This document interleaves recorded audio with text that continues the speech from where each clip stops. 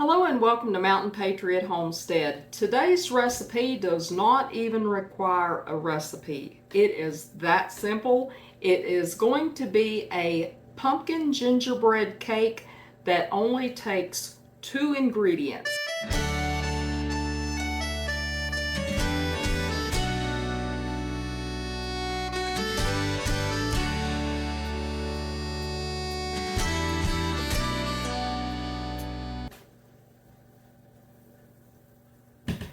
I have my oven heated to 350 degrees Fahrenheit, and I also have an 8x8 cake pan, casserole pan, whatever you want to call it, already sprayed. I'm just using some cooking spray. You could use butter or shortening or whatever you want to make sure that this is not going to stick, hopefully.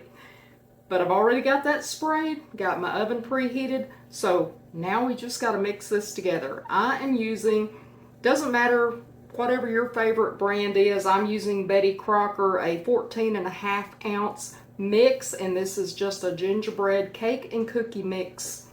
That's all that is. And this, I want to point out, is pumpkin puree.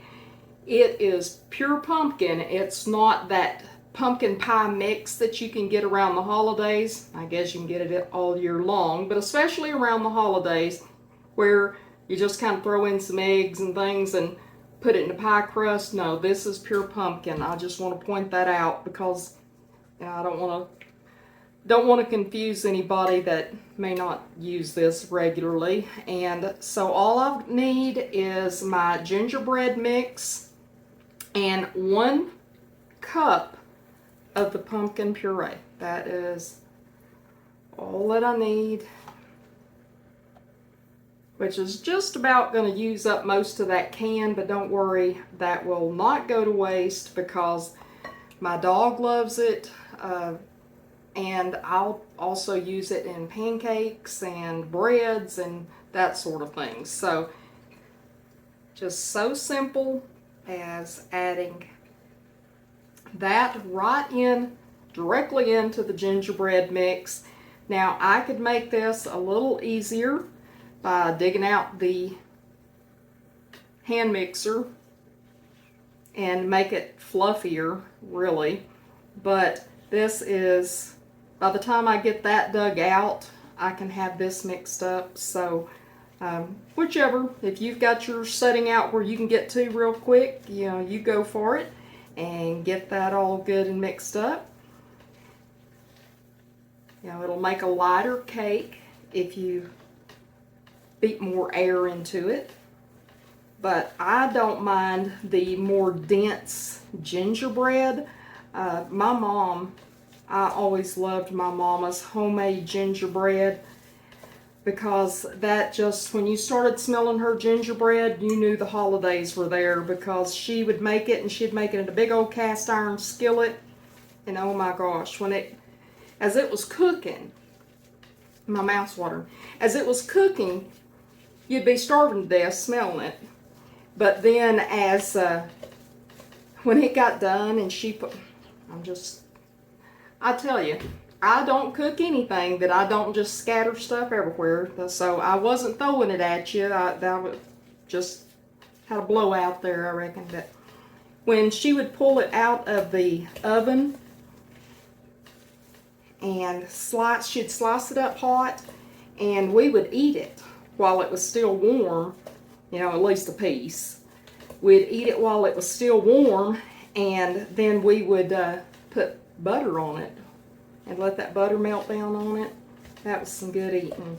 But this is good, but it's not going to compare to Mama's homemade gingerbread. I'll just let you know that now. But this is good in a pinch of getting you a cake made real quick, and it's still going to taste good. I'm just moving stuff out of the way. I'm going to pull this over next to me because that's how quick that mixed up. And then just into your pan we're going to go. Now you could use this for cupcakes. You can use it in a loaf pan. You could put it in a skillet. just muffins, however you want to fix this. You could, actually another way you could use it is you could thin it down a little bit, add you some milk in it, thin it down, and use it for pancakes or waffles. I mean, I'm leaving stuff there. I don't want to leave stuff. But yeah, this would be good in a lot of different ways. And those mixes, I know a lot of people roll their eyes and have bad things to say about some of these mixes, but I'm telling you, when you need stuff fast and you don't want to take a lot of time in the kitchen, let me get something else to help me out a little bit, because it won't stick to my spatula. So I'm going to do it a different way. If I had my little offset spatula out here, that'd make it a little quicker, but you know what? Nah, we're just going to make it work. But, you know, you can use mixes in a lot of different ways. There's a lot of times I use mixes like this for if I've got a bunch of people I'm cooking for around the holidays.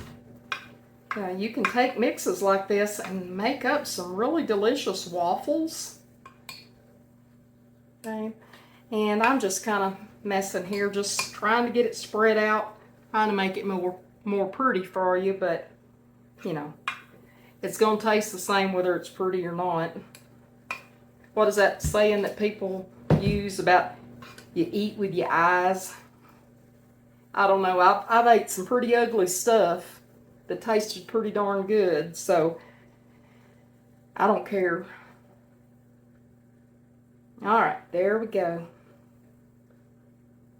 And I am going to stick this in the oven. I'm going to check it about 22, 23 minutes. I'll check it with a toothpick to see if the toothpick comes out clean. If it doesn't, I'll put it in there another couple of minutes just to let it get done, because I don't want it all dried out or hard, but I do want it done. So let's get this in the oven, and as soon as it's done, we'll pull it out and continue on.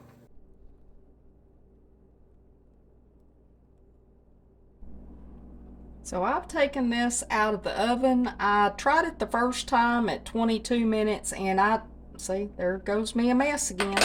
At 22 minutes, and I just did not like the fact that it was still not quite done in the middle. So I let it go another 3 minutes to 25 minutes. Now remember, everybody's oven is a little different. So I let it go for 25 minutes in mine, and it come out perfect.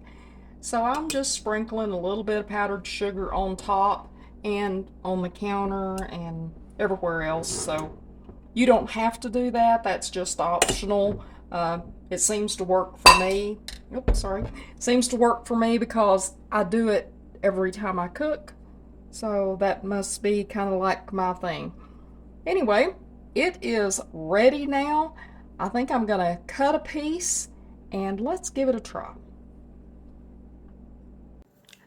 Well, I have got it cut now, and I don't think you can see the steam rising up off of it, but it is still pretty warm.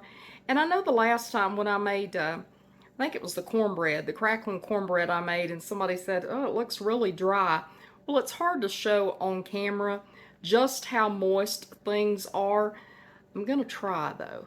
Do you see how, I don't know if you can, but I don't know if you can see just how moist that is. That pumpkin in there makes it's almost like adding pudding to a cake mix. It just makes it extremely moist, and you don't have to use dairy, you don't have to use eggs.